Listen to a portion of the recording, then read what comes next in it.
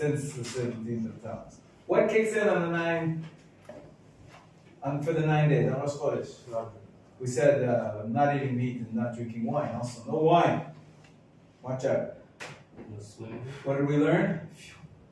Beer's okay. Beer's okay. Sherry, cognac, whiskey. For sure, single malt is allowed. The blend, who wants to drink them anyways? Right? But no, it's all good except for wine. Wine and meat are associated with the temple sacrifice. And in particular, the prophets say that wine and meat gladden the heart. They're particularly joyful, so they're associated with joy. Not the right time for the 9 days. Two other major laws kick in on the 1st of Av. Laundry. Excellent. Right. That's one, and what's the other one? Swimming? Who said swimming? Max, excellent. Let's say in the language of the halacha. Bathing for pleasure. So it's swimming, but it's even taking a warm, hot bath in your own home. It's not swimming, you're not doing any laps in your bathtub, but I don't know if you guys do that at all. Luxuriate in the bubble bath, you're not allowed to. From the 1st of Av, already from Wednesday. Okay, for 9 days. So that, and of course swimming, yes, swimming for pleasure as well. We frame that. That's why tomorrow we're going swimming. Get it in before the 9 days start. Part of our tiyuls, we're going to be going into some lakes and some special rivers. Yes? Okay. So the 5 prohibition is applied in this? No, not 5 prohibitions. Who said 5 prohibitions? We just said 2 things. We said meat and wine. Bathing for pleasure. You're still allowed to bathe for hygiene, for cleanliness. So you can take a cold shower. You should take a cold shower, even from Wednesday, Thursday, and Friday. What, you can stink? That's going to be a chilul Hashem, desecration of God's name. Remember we learned that on those of you who were here Thursday. So no, we're still bathing for hygiene, but just not for pleasure. What if your body doesn't stink? Then you get your batteries changed every few weeks, so you're not human. Right?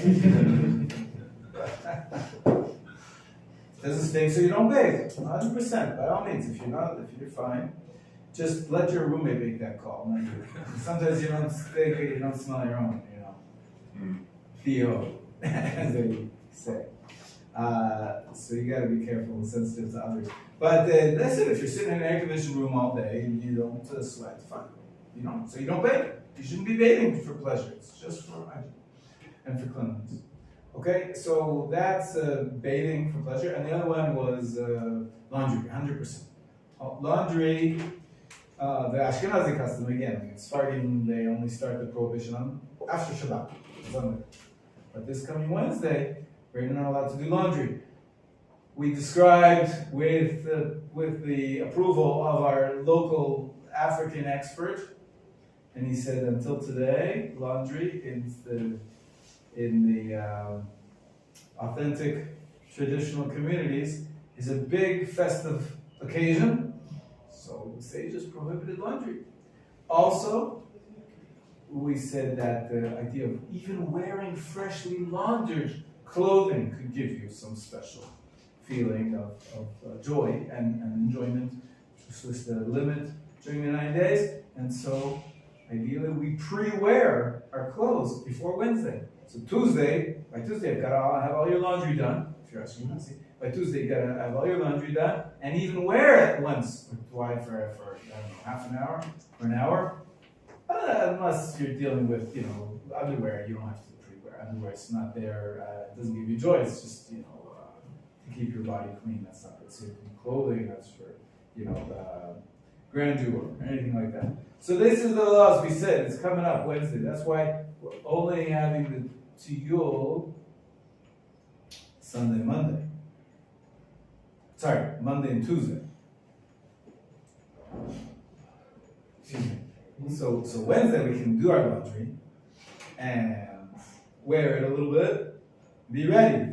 Thursday's Rosh Chodesh. No, what day is Rosh Chodesh? Wednesday or Thursday? Wednesday. Ah, okay. So Tuesday afternoon we better get back in time to do our laundry. Just double checking. Yeah, Rosh Chodesh is on Wednesday.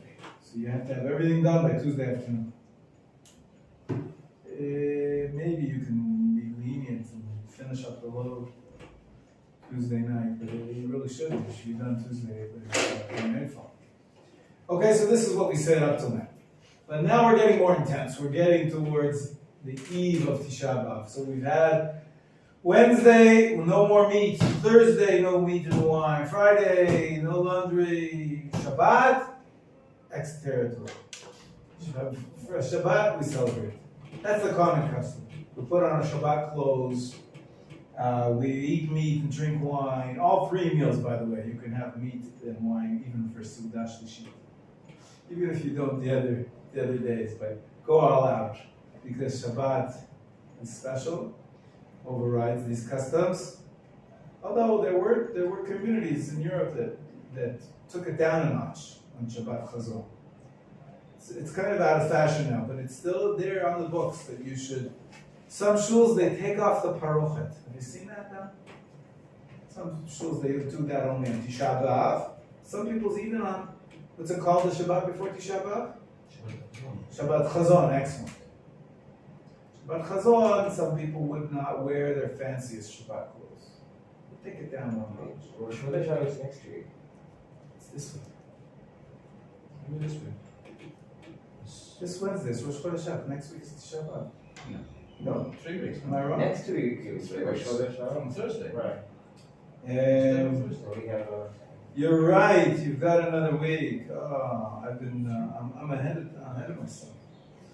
It's another 9 days from now. 10 days from now. Okay.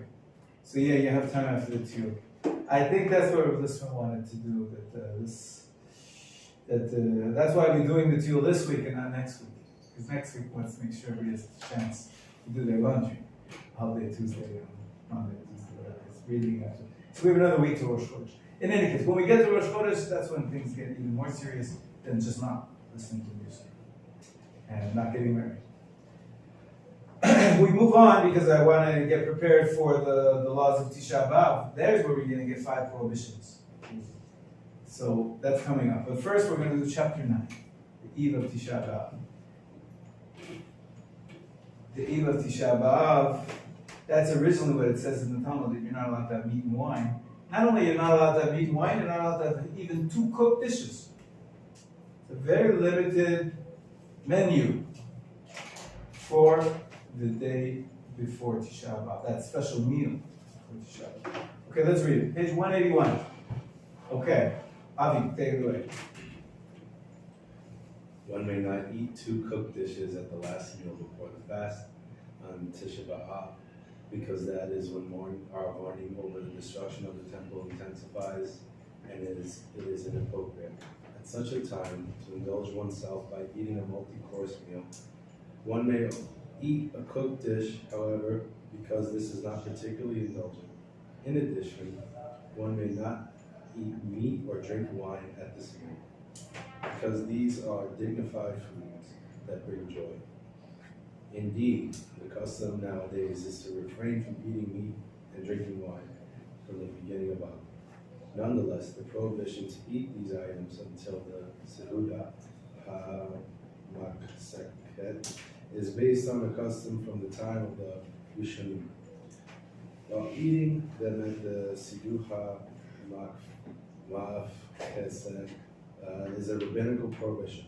Therefore, a sick person or a postpartum woman who can gain strength by eating meat may do so during the 9 days, but not at the Sehuda HaMakseket. Tafsik. Tafsik, sorry. What is tafsik? No, I'm telling you now. I'm trying to teach you the words. Tafsik means stop. So lahafsik is to stop. Suda mafseket. It's the suda which stops. You stop eating. before the fast. The last food before the fast, then you stop. So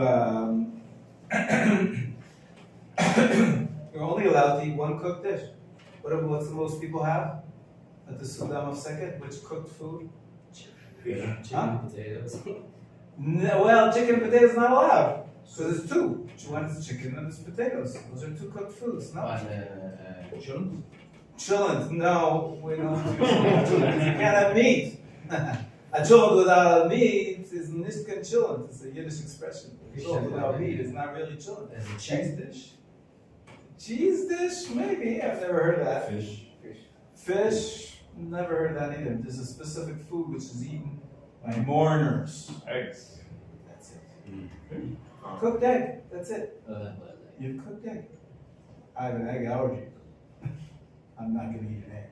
I'm going to eat maybe something else that's round. This is the custom we give. The first meal you give to a mourner when he comes back from the cemetery, there's a law. It has to be given by the neighbors. You can't make the food yourself.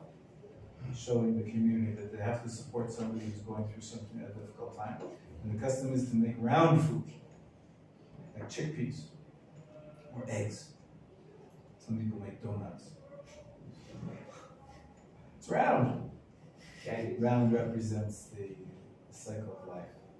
Okay, now you're dealing with death. Bezrat Hashem, you'll come and be reborn from it. It's a mourner's meal. It's called in Hebrew Sudat Havra'ah.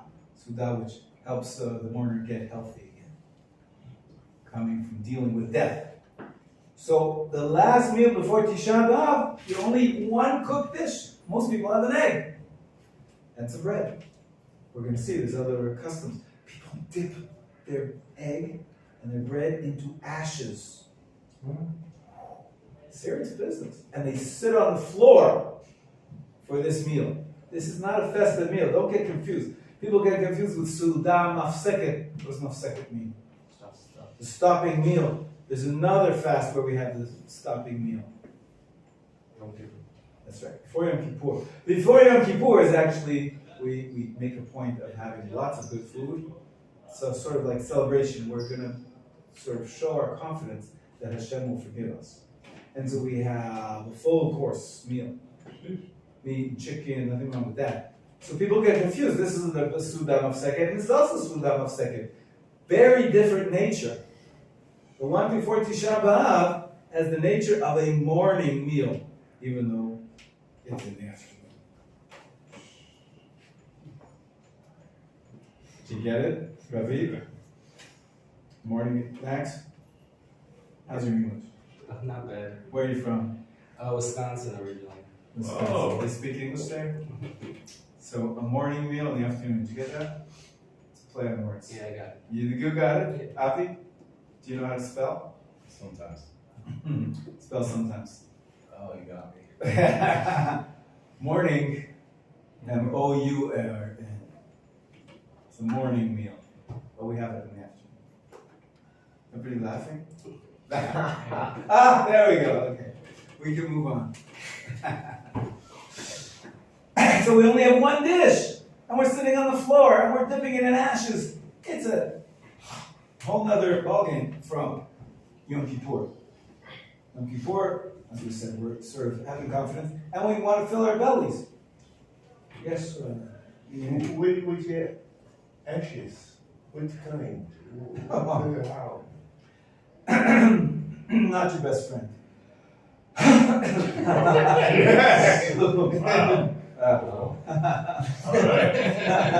Just no. You take that. I usually take a tissue and I put a match to it, and then the ashes from a tissue or something like that. You burn something. Oh, you burn something, and then you have a few ashes.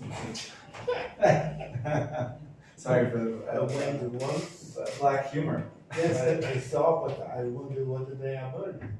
You wonder. Yeah. In the olden days, before people got smart and realized that smoking was bad for you, and they outlawed smoking, people would smoke a cigarette. Then put the ashes into the cigarette. Put the food into the ashes. It's disgusting, but we're doing it. It's a sign of mourning.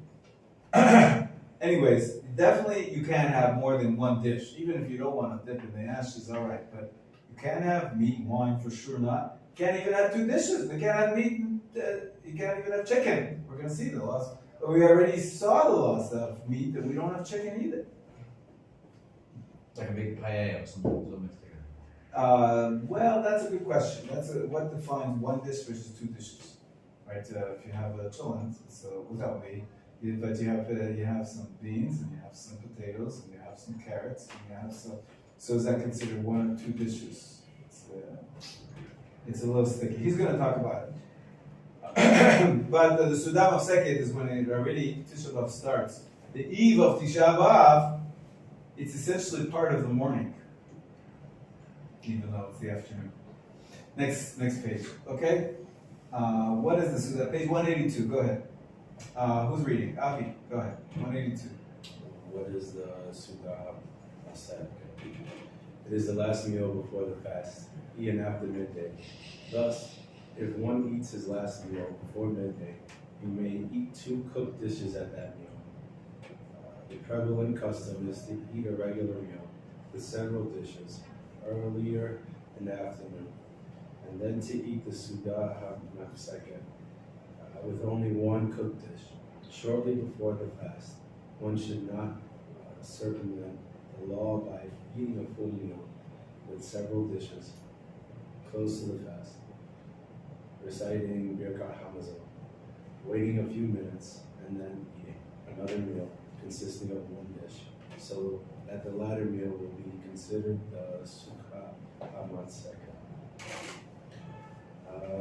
B'divad, however, if it is late and one did not manage to eat a full meal earlier in the afternoon, and he is concerned that it will be difficult for him to fast without eating several cooked dishes at the Suda HaMafseket. He may eat a full meal, go to the synagogue and pray Mincha, and then return home to eat the Suda HaMafseket. However, he should take care not to eat so much during the first meal so that he has no appetite for the Suda HaMafseket. So there's a problem with this custom, that you can only have 1 dish at the last meal, the stopping meal, that you're going to stop eating for 25 hours. What's the problem? What's the problem? You're hungry. That you're going to be hungry. You're eating now for the next 25 hours. You want to stuff yourself. Wondering how many eggs can you have? Even if you don't have an egg allergy. You want to eat food. Because you want to, what's good food to eat before the fast? Heavy. Like what? What's good food? Big steak or something. Steak, not so much, they say. Not this one. Rice. And you're not allowed to have it anyway. But not so good for health reasons. What's the best thing to have before you fast? Fish. Fiber. Fish, no, not so much. Carrot. Rice, carbs of some sort. They say complex carbs is even better. If you have whole grain rice, maybe it's better. If you have, a lot of people eat pasta, filled with carbs before. Disappears in 2 hours. Yeah, but let's just say the whole grain, it takes longer to break down. That may be better. People say you should have lots of liquid, of course. So foods with liquids in it. Lots of fruit, maybe. Sorry? Avoid overly salty food. Right, it just makes you thirsty. Makes you thirsty. Right, so there's all sorts of tips. Nowadays you can go to the supermarket even, for sure the pharmacy, and buy something called Easy Fast. What's this? It's a protein shake? It's a pill. In Hebrew, it's tzom kal, kal tzom, or something like that. And it makes you fat. It makes it easier to fast. I've never taken it. I don't know. Some people easy fast, something like that. That's genius. Whoever made this. Yeah, if it works, I don't know. But people buy it. Good, at least Even the if it doesn't placebo, work, maybe. Yeah, so, even if it doesn't work. But I don't know. Somehow they found some combination, some chemical. I don't know, and it makes you not as hungry as you would be otherwise. So people, whatever it is, you eat before the fast, whatever the doctor says is healthy to do. And really they say you should drink a lot for the whole day, not just for the last meal. at least 24 hours before the fast, start drinking a lot. Not coffee, not caffeinated drinks, I mean, alcohol. Also. not Coke, non-alcohol, but water and juices, whatever it is. Drink a lot. Anyways, you do all that because you want to be able to fast. What about the restriction? At the last meal, you only have to have one dish. So, some people play a trick. We're Jews. We know how to be tricky, right? This is what I do. I think most families do. We have a nice big meal with all the various foods and fill our belly up till we're stuffed. And then we stop. We say Birkat Hamazon. And then an hour later, then we have the last meal. Sitting on the floor with an egg, and a piece of bread, and we wash and have another. So the last meal really is the morning meal, but we have a pre-last meal. Because we need to be not hungry. We need to be able to survive for the 25 hours. So this Rav Melamed says that, if you're too tricky, it makes it silly. The last meal is not really the last meal, but it's quite a common custom. People do that. The solution is, he says, to separate them a little bit. Maybe have mincha in between, or maybe make the pre-Sudam of Seket a little bit earlier in the afternoon. But today we have very late. So the fast doesn't start till after 7. So if you have the pre-meal at 5, and then you have your Sudam of Seket official one at 7, 6:37. That's fine. You can separate the two, and then your bellies can be filled. And there's a way around it. Okay. All right. Which words are prohibited? Shmuel, take it away. Okay. During the Sudan of Seket, one may eat as much raw food, e.g., fruits and vegetables, that he wants. If one cooks them, however, they're considered cooked dishes, despite the fact that they are edible even when uncooked. So the cholent idea is not going to work because you're going to have carrots and potatoes. Those are already 2 dishes. It's already 2 different foods that are cooked. Yeah. Cheese, yogurt, butter, and all other dairy products that are pasteurized are not considered cooked because the pasteurization process is for health reasons, not in order to improve the taste. Okay, you can have butter on your bread if you're having dairy anyways. There's no meat. And this is Be'er Lok Kafa Chaim. If carrots and potatoes were cooked together, one may not eat them at the Sudan Mafseket because they're considered 2 cooked items. Rather, one may eat either potatoes or the carrots. Similarly, one may not eat noodles cooked with cheese or lentils cooked with eggs. You already had a menu planned. You got to rearrange. Okay, as these are considered.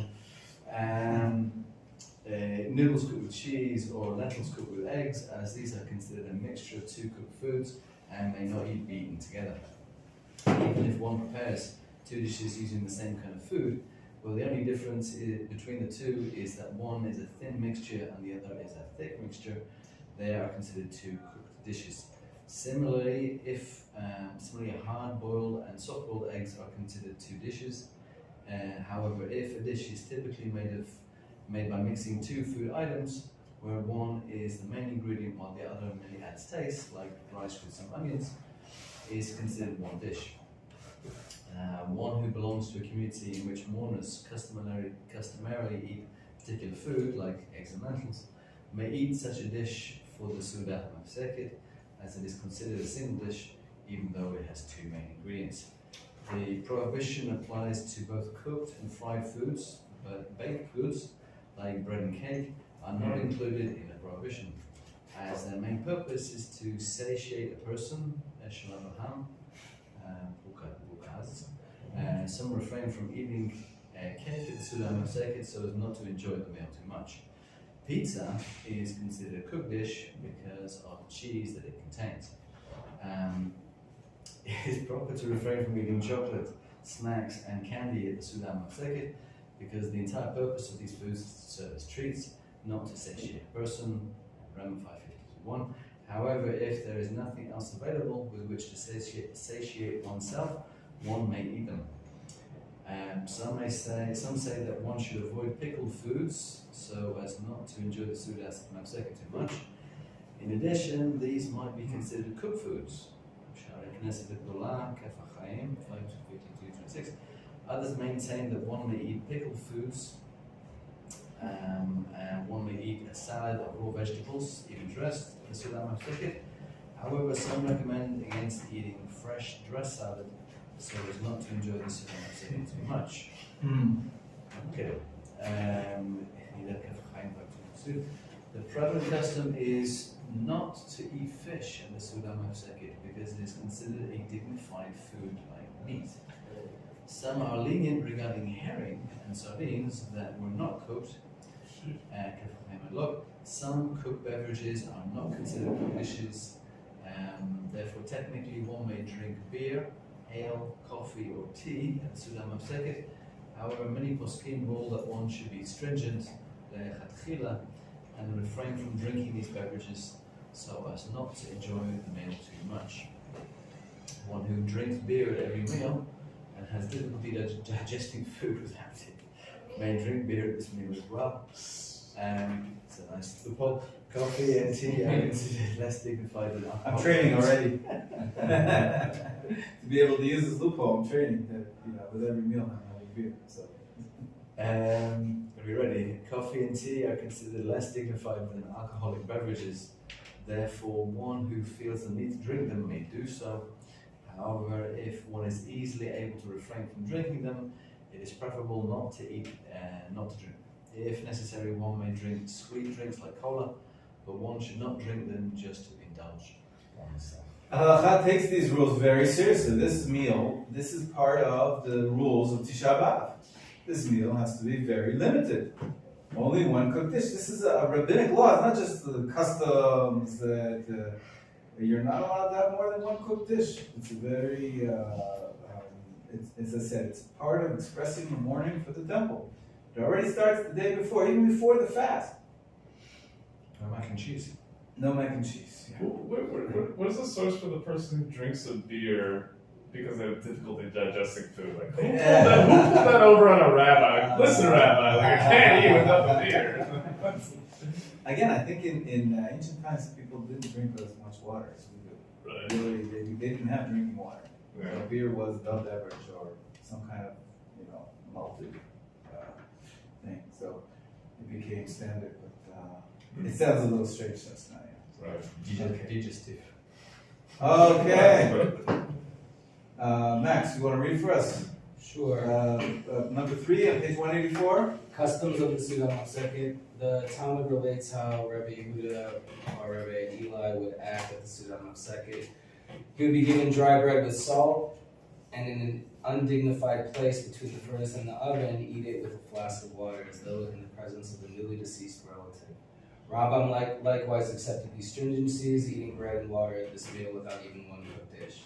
In general, though, people are advised to eat fruits and vegetables as well in order to build up strength for the fast. Many have the custom to eat hard-boiled eggs as their one cooked meal, their one cooked food. The round shape of hard-boiled eggs alludes to the cyclical nature of life, which is why mourners eat them. There is no prohibition against eating 2 eggs. Others eat a lentil dish, as lentils are considered a mourner's food as well. In order to demonstrate our lowliness as a result of the destruction of the temple, it is customary to sit on the floor during the Suda Mafseka. But one need not remove one's shoes. Some say, based on Kabbalah, that one should place a cloth separation between his body and the floor. Some are meticulous about this even if the floor is tiled. One who finds it difficult to sit on the floor, sick people, elderly people, and postpartum or pregnant women may sit on the chair, but preferably not one's regular seat. Each member of the household should sit alone in a corner while eating the Suda Mafseka because it is in reference to a mourner. Let him sit alone and be silent. Therefore, or even if 3 men are dining in one place, they do not join together for a zimun because each one is considered to be dining alone. After midday on the eve of Tisha B'Av, one should l'chadchila limit his Torah study to sad topics related to Tisha B'Av or the laws of mourning. However, if one is worried that limiting himself specifically to these topics will curtail his Torah study, it is preferable that he study whatever his heart desires. One may continue to eat if he so desires after finishing the Suda Mafseka because the fast begins at sunset, not when the meal ends. Similarly, none of the laws of mourning of Tisha B'Av apply until sunset unless one accepted the fast early. There was a great rabbi, the Brisker Rav. He was very sharp, but he was also very. He was a big conservative, small c conservative, against the people that wanted to change things. The Enlightenment in the 19th century was there were people trying to change things, and he was very stringent. He was known as being very machmir. What's machmir?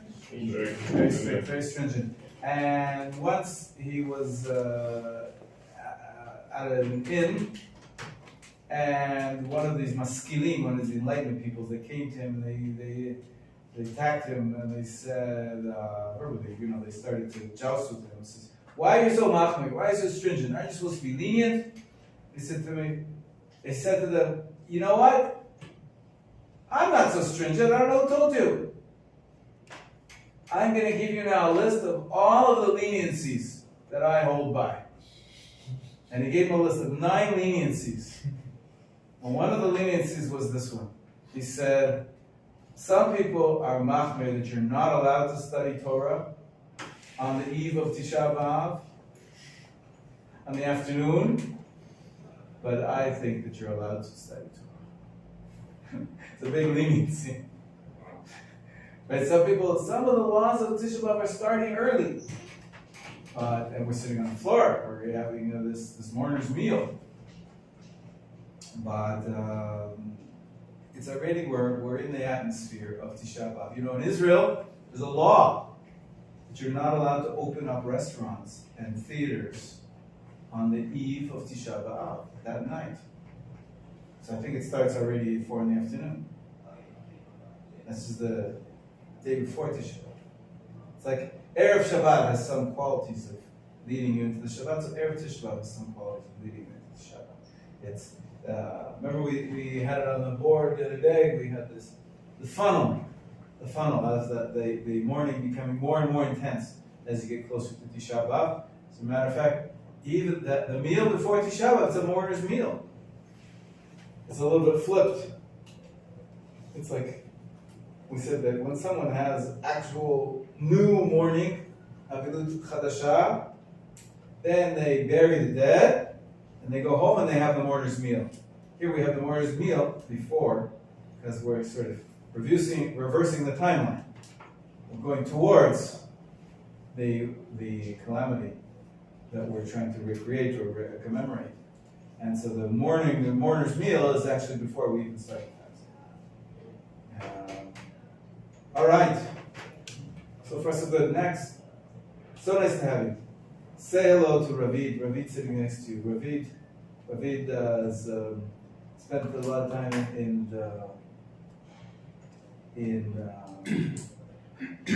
was it the Netherlands?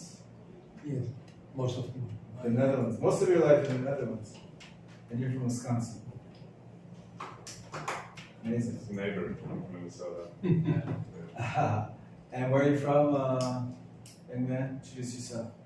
I'm Zachary, I'm from Minnesota. Minnesota, that's Yeah. closer, a lot closer than. I was right on the border too. I was if you were Stillwater, it's right on the border, Minnesota and Wisconsin. Okay, so wow. And Avi's from New York. We tried not to hold it against them, but we let him in, special case. Shmuel? UK and here in Israel. Where in Israel? Well, lately in Jerusalem, and mostly in Haifa, some kibbutz. Okay. I live in Haifa now. So. Yeah? Yeah. And how long you been in Israel, Max? Right now, a year and then before that, 8 years. Wow. We had like a 3-year break in Nashville. In Nashville, we've had students here from Nashville, quite a few, yeah. It's a nice Jewish community in Nashville. Are you connected there at all, or no? A little bit. A little bit. Okay. 8 years in Israel. Where? First in Neve Daniel, and then in Modin, and then Ashalim was the last place. Ashalim. Yeah. Where's that? That is in Ramat HaNegev. Yeah, all the way down south. Yeah, right near the big solar. Yeah, exactly. Yeah. Wow.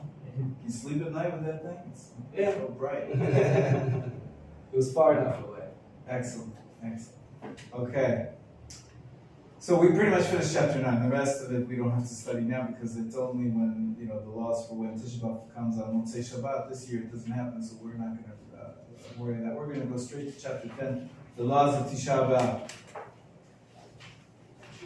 But I just want to say a few words in introduction of the Tiyul tomorrow and the next day. Well, not everybody will be on the Tiyul, Rabbi, and what? You're not going to be on the Tiyul? Why not? No, I don't accept that. You're coming. I go work. You have to work, I understand. Benjamin doesn't want to come, and Ravida can't come. Okay, Max, you'll be able to come with us for 2 days? Yeah. Perfect. Okay, but so there's 3 people that won't be here. Eov, you're coming. We're not. We have handcuffs in the office. We're going to change you to the bus. You're coming. All right? I don't understand why not, but we'll have to talk later. Anyways, this is one of the highlights of the year, so I want to show you essentially where we're going. Everybody pay attention right here. Take a look. Yeah, we're going skiing. No, there's no skiing now. But take a look at the map here. You see this map? Where are we? Jerusalem.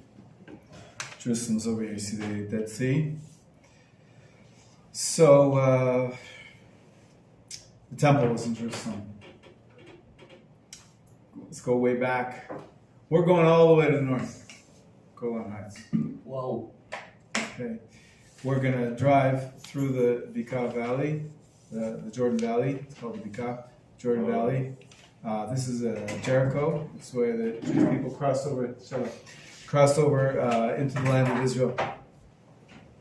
So here's a smaller picture.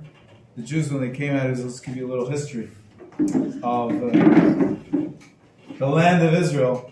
When the Jews came out of Egypt, you see Egypt, they came actually to Eilat. According to some interpretations, they came to Eilat 3 times. First they came, and then they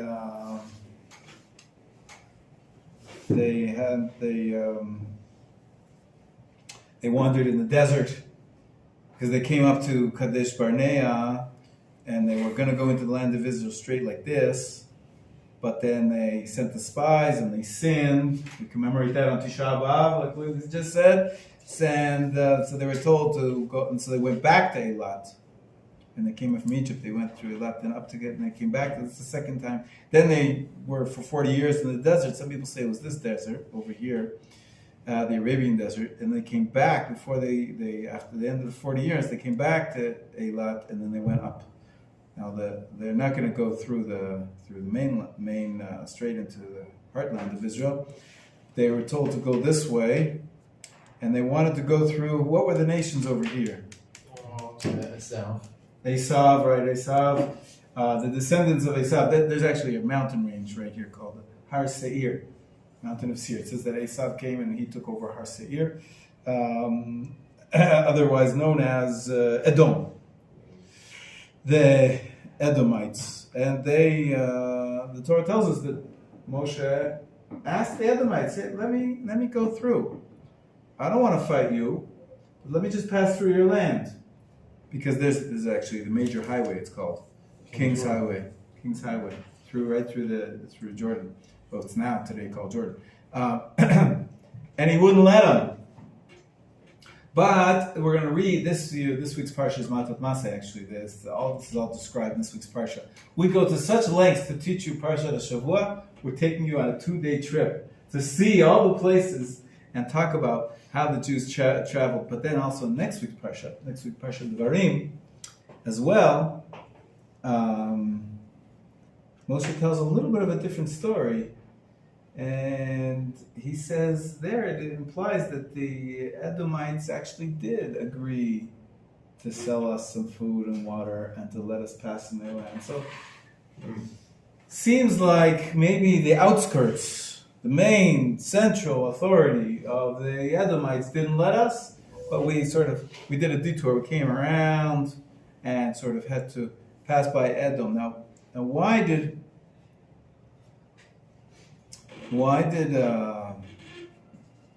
Moshe want to go this way? We're going to see in just a minute. On top of Edom, this area here, up until halfway through the Dead Sea. You see where the Dead Sea is? Here's the Dead Sea. So about halfway, there's a river called the Arnon River.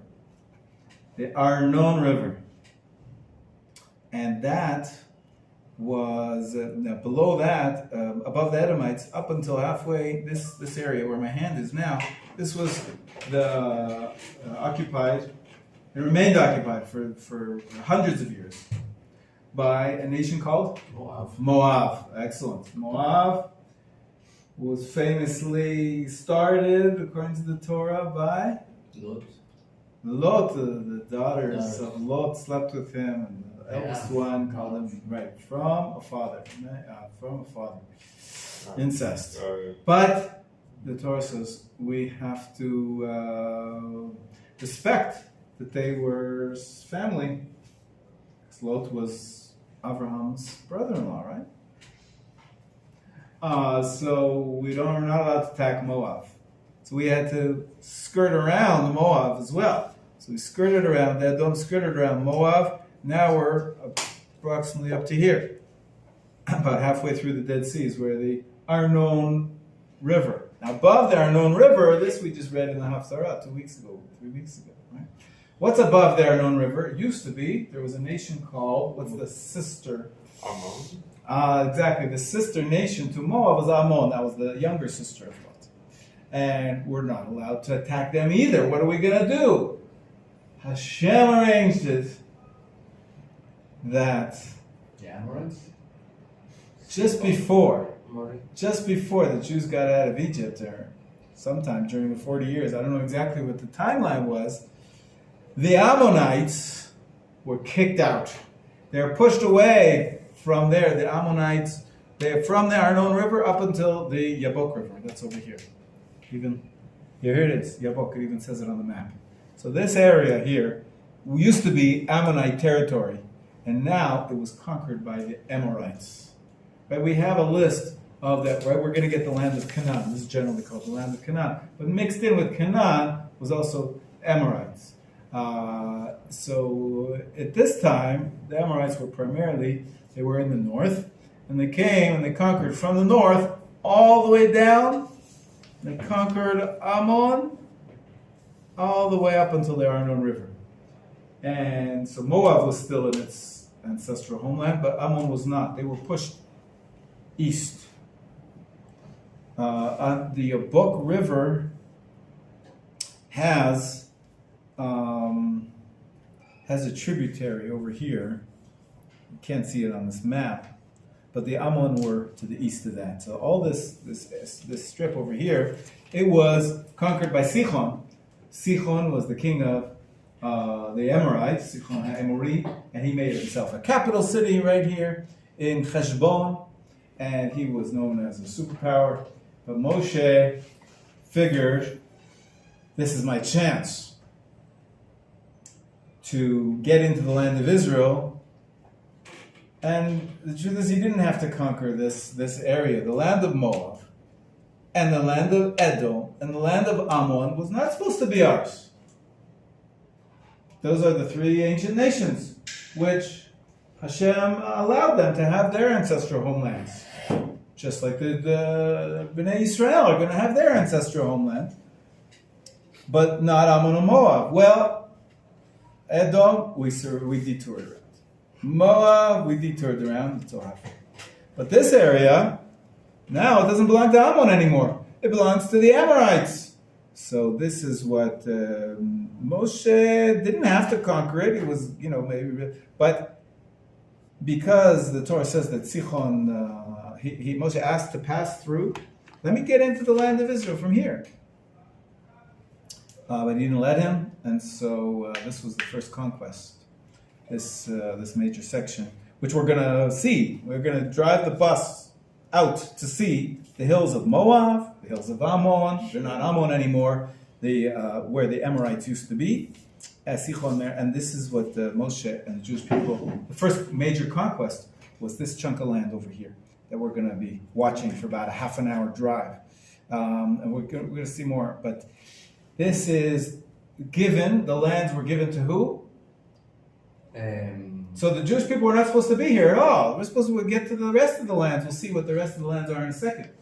But Gilad. no, we're not in the Gilad yet. This is the lands of Ammon. This is from the Arnon to the Yabok. To Menachem? Not to Menachem. No. God and Reuben? Excellent. Reuben and Gad. Reuben and Gad, the two tribes, came and said, hey, we like this land. Lots of pasture, lots of rivers, with places for our families. Moshe got very angry at them. But you don't want to go into the promised land? You want some kind of Ammonite land taken over by the Amorites? No, we don't mean to sell. You're going to make everybody afraid to go in. You're like the spies all over again. He got really angry. There's a long conversation. In the end, he gives to Gad and Reuben this area. Reuben and Gad. And they have to promise to join the Jewish people to conquer the rest of the land. And then,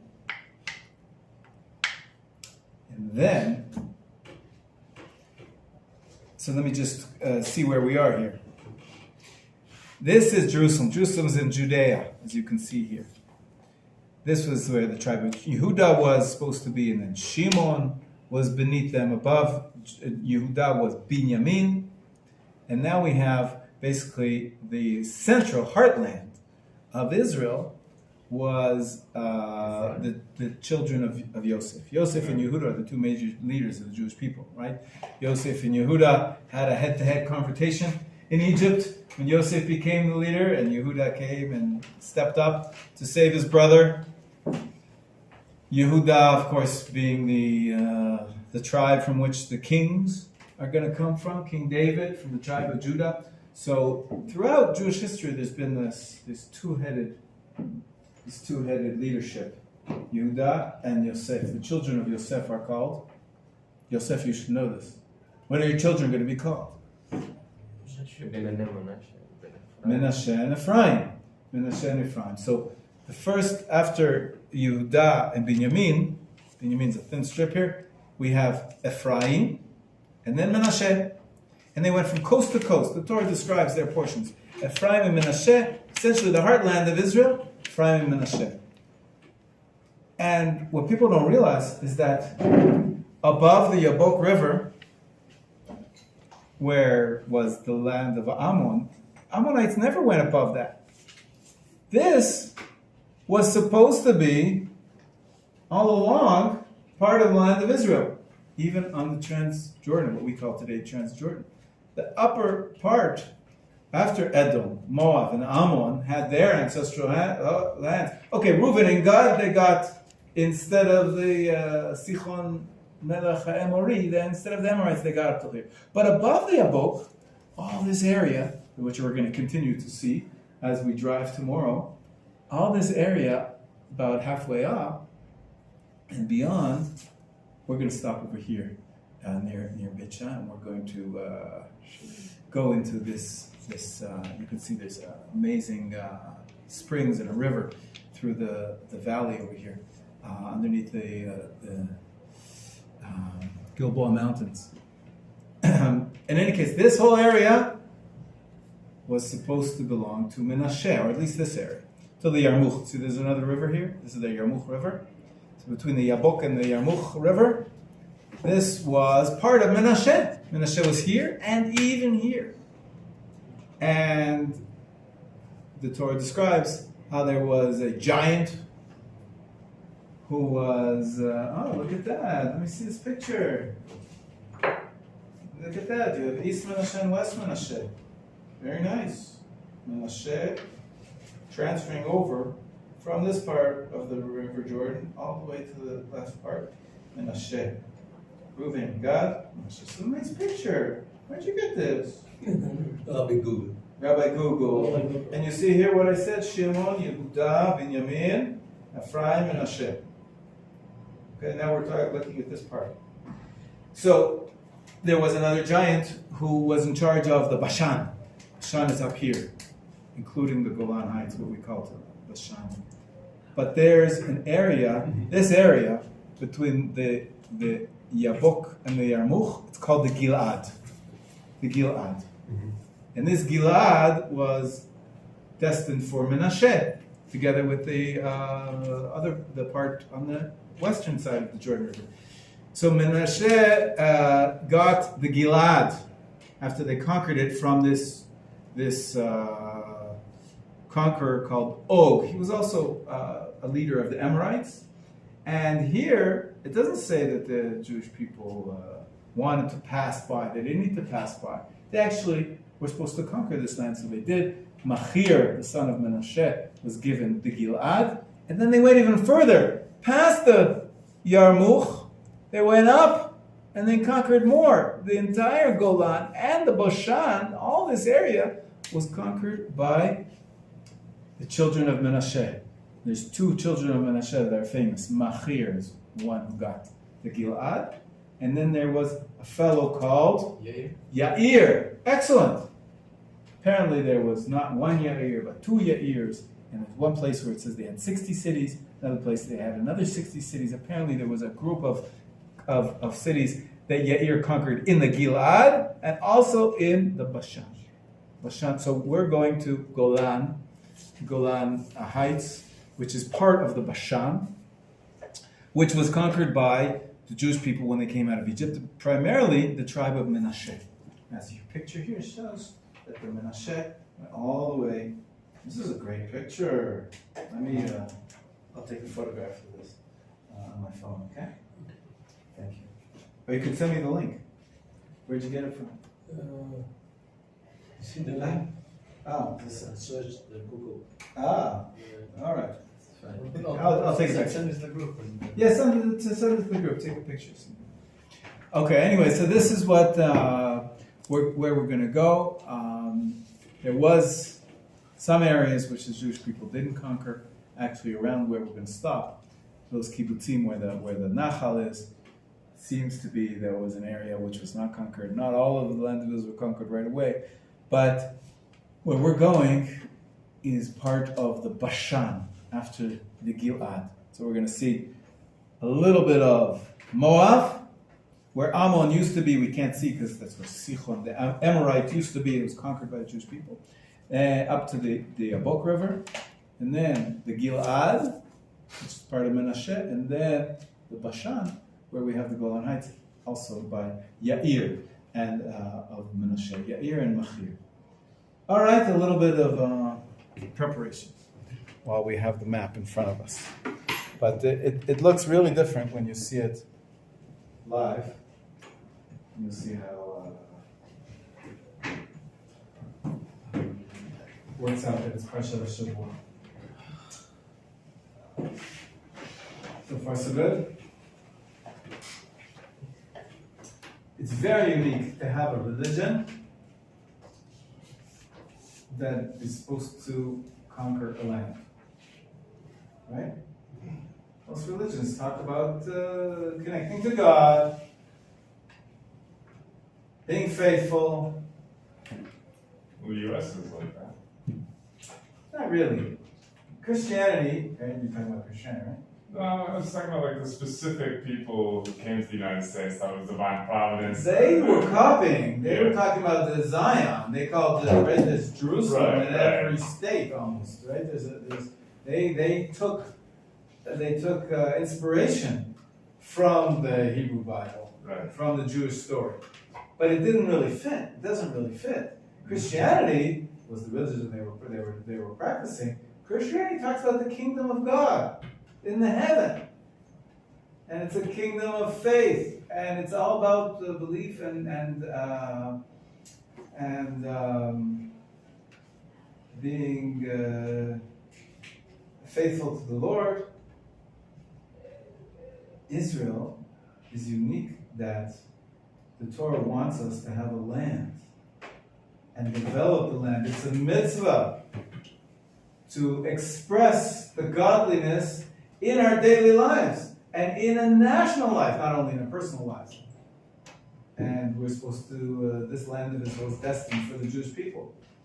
from the very beginning. That's how Judaism started with Abraham, right? Go into the land, and there I'll make you a great nation. From there, one day, the light will shine from Zion, right? And to the rest of the world. This is what we are at. Yeah, but no, beginnings, maybe. So, beginnings of the Jews returning to their ancestral homeland. But we, for the first time in 2,000 years, we have an opportunity to make this civilization, this country, a model nation in our morality, in our spirituality. I think we still have a ways to go. As we're not a perfect society yet, to say the least. But we have an opportunity, at least, of taking our Judaism and making it real, not just disconnected from the material world, but actually expressing it, showing it, have our physical lives become holy. Not like the guru on some mountaintop who separates himself off from society. Why? What do we every time we say Birkat Hamazon, we thank Hashem for the food, we thank Hashem for giving us the land from which we grow the food. And then within that land, we also pray for Jerusalem. Jerusalem, the spiritual center we want it to be. Bezat Hashem one day rebuilt. This is a little bit of preparation for what this week's parsha and for the Tiyul type of things we're going to be talking about. Okay, is there any question here? Yeah. When Mashiach comes, where is the land of Israel? So the borders of the land. That's a good question. So a few times in the Torah, the borders of the land of Israel are described. One of them happens to be in this week's parsha. I know it's only Sunday, I haven't read it yet. All right. You got another 6 days to read the parsha. I'm sure this one will be trying to describe to you what it says in the parsha. So there's the borders described in Maseh. Maseh is this week's parsha. Matot and Maseh. There's two parsha. It's a long parsha. But in the parsha, the last parsha, there's a border. But there's already borders that were described when God spoke to Abraham. I'm going to give you the nation. The promised land speaks about the rivers. From river to river. What are the great rivers? The Nile in Egypt. And Euphrates and the Tigris River in Hebrew, the Chidekel and the Prat, which is out there in Syria, Iraq. So the promised land includes much more than the limited borders which are described in this week's parsha. This week's parsha, the borders are described as from Lebanon, even a big chunk of what's the Lebanon really is part of the land which the Jewish people are supposed to enter and divide up among the people. That's described this week's parsha as how we divide up the land. Like last week's parsha, like in Pinchas, we have to count the people, and then in this week's parsha it's going to say, well, for all the people that you counted, divide up the land, there should be equal portions. Which land? So all the way up to Lebanon, and all the way down south to something called Menachem. Trying to debate exactly what it means, but it includes, the way I was describing to you, it probably includes all the way east of the Jordan River as well, at least up until where the Ammonites were, the Yabok River. And then, of course, Reuben and Gad got to get even below the Yabok River, all the way to the Arnon River, parallel to the Dead Sea. So really, then there's another description of the borders of the land of Israel. A few others. There's one with where the spies went, is a description of how they were supposed to spy out the entire land and how far they were going to go. And there's, of course, the description in the book of Yoshua. When Yoshua led the Israelites to the conquest in the land of Israel, the way it's described, many, many cities and many borders that are described. And so it's a complicated question. What are the borders of the land of Israel? Yeah. When God was talking to Abraham, he Is he talking about the inheritance he said from like the Nile to the Euphrates? Is that just for Bnei Israel, or is that like all of Abraham's descendants? No, just for the Jewish people. It says that Abraham gave gifts to the other children and sent them east. East of what was. East, Yeah. that there is the Midbar Ktemot, it's called the eastern desert. Sent them off to the east. Could be all the way east to China. Could be all the way east to India. There was land out there, but and of course, if Esau got his land in Edom and Moab and Ammon, but no, this we're talking about only the for Abraham's through Yitzchak and Yaakov and the 12 tribes. Yeah, another question somebody else wanted to say. Yeah. Where is the red line there, the border? There is a, where? The green line? No, green line where you can go. The red line, An international border that you can't pass. yeah. So let me just show you one more time on the map, if you don't mind. One more time. So today, I know someone. There was a visitor. One of these kids from America came for the first time. They're 18. They come to Israel and they have a gap year program. And they're on the bus. And one of them raised their hands and they asked the tour guide, I've been looking, but we're going on the bus all the time. I've been looking everywhere. Where's that green line that everybody says exists? So it's the most famous line in history, but it doesn't exist really. On CNN. Yeah. What's the The Green Line was based on the armistice at the end of the 1948 war, and then again from 48 to 67, there was the area of Judea and Samaria, pretty much like here, which was left. The Jordanians were in charge of it. They never really claimed it as their own. But it was based on the partition plan somewhat. There's certain areas that were not conquered until 1967. But since 1967, the border goes up the Jordan Valley. You mean up the Jordan Valley right here? So all the area of the east of the Jordan Valley, till today, we don't have access to. It's part of Transjordan.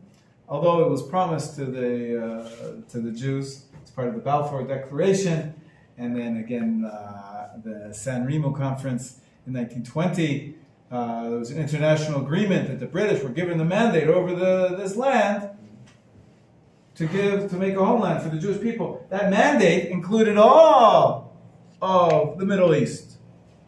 All of Jordan and Saudi Arabia was given to the British in order to give it to the Jews, but they decided to split it in half. They created something called Transjordan, which they're going to give to the Muslims, to the Arab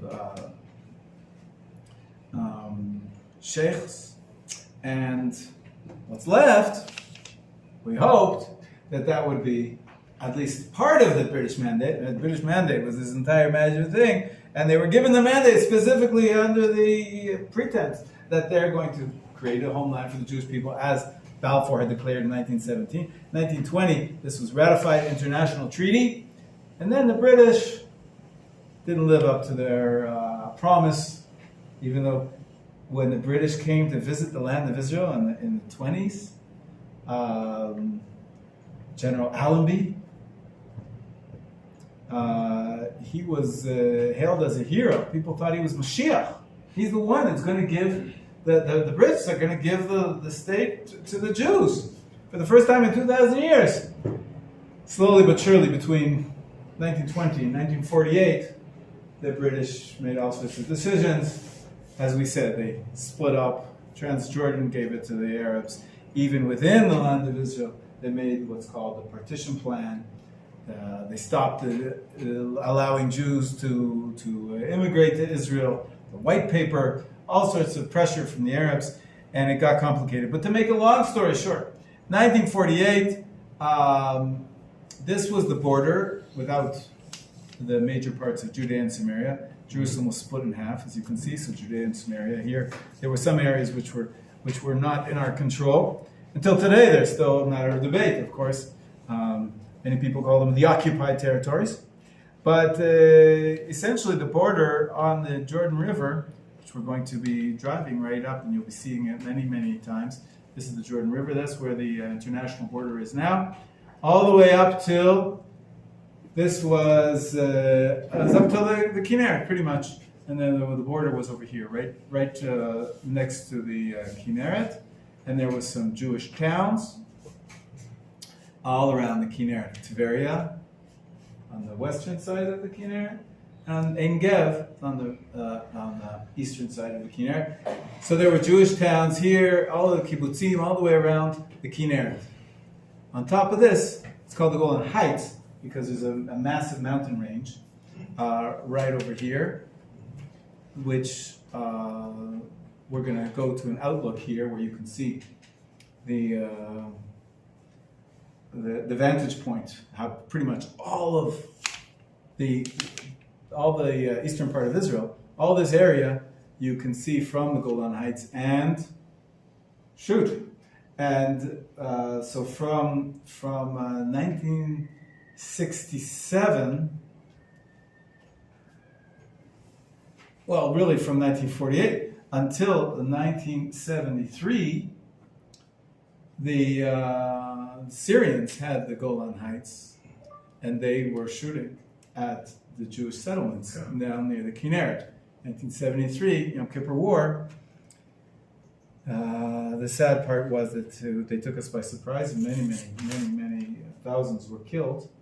But Hashem helped us, and despite the terrible loss of life, in the end, we're going to talk a lot about the miracles of the 1973 war, which happened right here on the Golan Heights. Basically, last year we went on this deal. there's a site. It's called Emek Habacha, the Valley of Tears, because of all the soldiers that were killed there. In the end, there was like one tank commander. His name was Victor Kahalan. He's alive today. He's won all sorts of prizes. Basically, he and with sometimes 2 tanks, sometimes 3 tanks, sometimes 4 tanks, he just defended the entire Syrian army. Was coming down from those heights with hundreds of tanks, and he somehow, Hashem guided his hand, and he managed to stop their progress, and he held the line until more troops could come, until Israel could catch up. It was a sudden attack. Israel was taken by surprise, and so it's an unbelievable story. So last year we were at this site. We saw a movie about him, and he's talking about the movie. We come out of the movie, and there he is. And there he is, and he spoke to us, and because he hangs out around there, and he tells his story. Part of the educational project that he's been doing since then. At one point, he went into politics for a little bit, but he's a national hero. Avigdor Kahalan is there, and he was right there, so we got to speak to him. And after we saw the amazing, you could see with your eyes what a danger it was. And of course, so Baruch Hashem, after he held the fort and the reserves came up, Israel turned the tide of the war, and we won. Ultimately, the Yom Kippur War was a big win for Israel, and the tank corps progressed all along through the Golan. We even pushed up further. The army kept going, almost got as far as Damascus, the capital of Syria, until we stopped. And in the end, Israel said, okay, no longer are we going to give this area. It's too dangerous to give it to the Syrians. And so the new border was created over here. The international border was created over here. About 20 years ago, Israel annexed the territory of the Golan Heights, this area. And of course, it's part of our ancestral homeland, and we need it for our security. And Baruch Hashem, we know that there's been civil war in Syria for the last 10 years with millions and millions of people, refugees, and infighting with each other. If we had given up the Golan Heights, who knows what we would have had,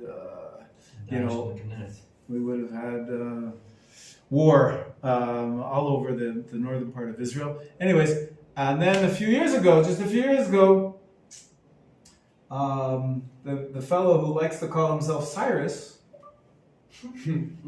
Trump, he said, not only am I going to declare that Jerusalem, I recognize Jerusalem as the capital of Israel, he says, I also declare that what Israel did 20 years ago, annexing the Golan Heights, is recognized by the United States of America, which is still important to some people in the world. It's still a very important power, a superpower. And so America recognized that the Golan Heights is Israeli, so this border. Okay, so you got it? It goes up here and goes around the Golan Heights till all the way to the Hermon. This is the Mount Hermon where you can go skiing. We're not going to go skiing this time. The snow is melted now. You could see the peaks still have white on them. We'll be able to see it. Tomorrow, B'ezrat Hashem, we'll see the white peaks of the Hermon. We're going to be staying somewhere, where is it? Chispin is...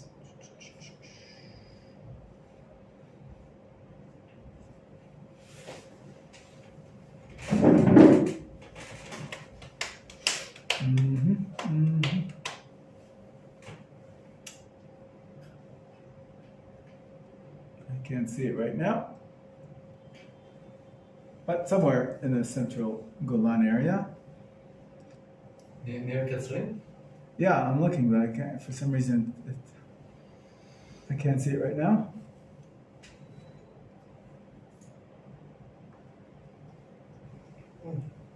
In any case, the Golan is a very, very unique nature, hill, rock formations and so forth.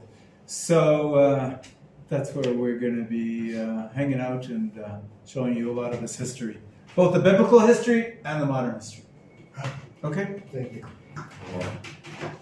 Now, without further ado, let's begin. Learn the laws of the Shabbat. Laws of the Shabbat. We're starting now, very briefly. Chapter 10. As you can see, it's about 30 pages. We're going to continue next week as we talk more about Jerusalem and what it's all about. But The trip is tomorrow? we're going to start. Trip is tomorrow Wednesday, actually, Tuesday. Okay? Israel, you need to have a book? Yeah. Okay, page 189. Zachariah. Why don't you read for us? Instituting the fast of Tisha B'Av. As we already learned, the prophets instituted 4 fasts after the destruction of the first temple. The greatest of which is Tisha B'Av, the 9th day of the Hebrew month of Av, the day that the temple was destroyed. These fasts were modeled on Yom Kippur, which lasts an entire day, contains 5 prohibitions. When the second temple was built, these fasts were annulled, becoming joyous holidays. And when the second temple was destroyed, the 4 fasts reverted to their original status. After the period of harsh decrees ended and a new era began, in which the temple was still in ruins, but evil decrees no longer plagued us, the sages determined that the status of 3 of the fasts, Asara the Tevet, Asara the Tammuz, and Som Gedalia, depended on the will of the Jewish people. If they want, they fast. If they do not want, they do not fast. On Tisha B'Av, however, we must fast under all circumstances because many tragedies befell the Jewish people on that day, including the destruction of both temples. Even when we live in a tranquil time, its status is not dependent on Israel's will. Rather, as long as this temple is still in ruins, we must fast on that day, as the prophets enacted. This is the basis for the difference between Tisha B'Av and the minor fasts. Our obligation to fast on Tisha B'Av is based on an institution of the prophets, so all the laws of the fast apply in their entirety. On the minor fast, however, our obligation is based on custom, since all of Israel agreed to fast these days until the temple is rebuilt. Thus, from the very outset, the accepted custom has been to treat them more leniently than Tisha B'Av. Okay. General rules of the fasts. Go ahead. There are 3 halachic differences between Tisha B'Av and the minor fasts. Tisha B'Av lasts an entire day from Shkiat HaChama, sunset, of one day until Seit HaKochavim, the emergence of 3 mid-sized stars, of the next day, where the minor fasts last only during daytime hours from Alot HaShachar, dawn, until Seit. On Tisha B'Av, there are 5 prohibitions: eating and drinking, washing, anointing oneself, wearing high-quality shoes, engaging in sexual relations. On the minor fast, however, only eating and drinking are prohibited. Only sick people are exempt from fasting on Tisha B'Av, whereas on the minor fast days, pregnant and nursing women are exempt as well. In general, the fast of Tisha B'Av is equivalent to the fast of Yom Kippur. All enactments the sages made regarding Tisha B'Av were modeled after the Torah's commandments regarding Yom Kippur. This includes the 5 prohibitions listed above. Nonetheless, since the fast of Tisha B'Av is a rabbinic enactment, its laws are more lenient in 2 significant ways. The sages did not require sick people to fast on Tisha B'Av. In contrast, sick people must fast on Yom Kippur, unless doing so would put his life in danger. In situations of uncertainty, one should be stringent on Yom Kippur, but on Tisha B'Av, one may be lenient. This follows the rule that we are stringent in cases of uncertainty about Torah law, but lenient in cases of uncertainty. What could that be in Hebrew for that principle? Read it again in English. In situations of uncertainty, the rule that we are stringent. Stringent in cases of uncertainty about Torah law, but lenient in cases of uncertainty about rabbinic law. Hebrew. That's one word. Give me the full phrase. That's a second word. Close. You're getting closer. So you have the raita and you have the chumrah, right? So that's the word machmir, we're stringent. Raita, what else? Give me the phrase. Rabbanan is the opposite of the raita, good. So, yeah. What's the opposite of the chumrah? The kula, good. What's the word I'm looking for? In cases of uncertainty about Torah law. Yeah, so say the full thing. You're right. There's a safek d'Rabbanan or a safek d'Oraita. That means it's a doubt of Torah law or a doubt of rabbinic law. What's the answer? What's the halacha? In a case of safek d'Oraita, lechumra, we're stringent. Safek d'Oraita lechumra. It's not Hebrew actually. It's Aramaic. D'Oraita is Aramaic. Is in Aramaic. And safek d'Rabbanan, when there's a doubt about a rabbinic level mitzvah, lekula, for leniency. Safek d'Oraita l'chumra, safek d'Rabbanan lekula. All right, so this applies, of course, to Tisha B'Av as well. However, Tisha B'Av is more stringent than Yom Kippur in a certain way. One way, which Tisha B'Av is even more stringent than Yom Kippur. Tisha B'Av we're obligated to mourn. Yom Kippur is not really a sad day. It's a serious day, but it's really, in essence, a happy day. The day we're forgiven.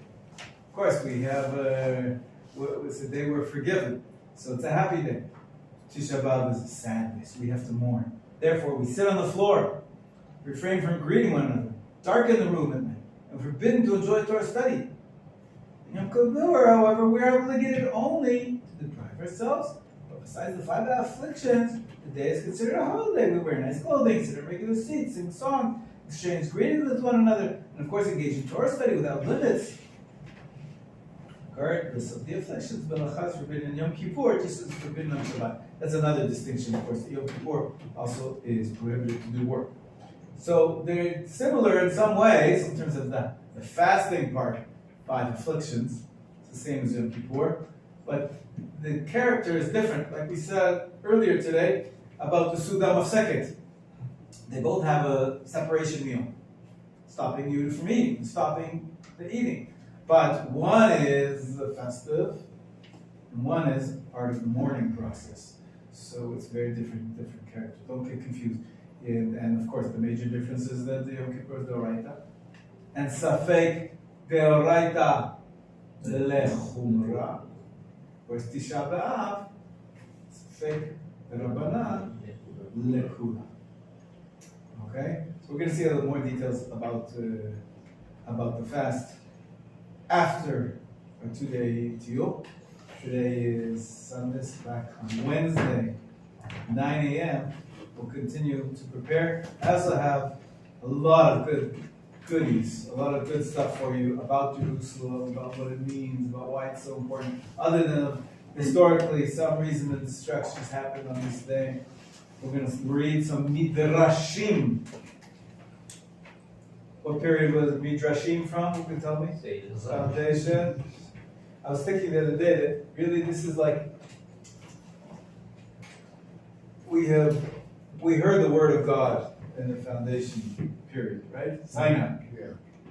And then we had 2 eyes, first temple, second temple.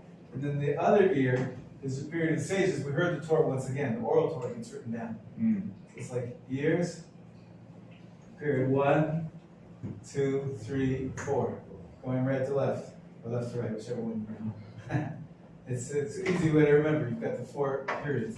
The foundational period, the 2 eyes, the 2 temples, and then the next time we hear the word of God is the period of the sages, when we get the oral Torah in a major rendition of it. And then, of course, you've got the last 3 periods. Geonim, Rishonim, and Acharim, maybe the 2 nostrils and the mouth. So the face of Judaism. It's just easy to remember. I'm trying to think of ways to make us remember these 7 periods of Jewish. Each one about 500 years. We're going to review this Stop here for today. Okay?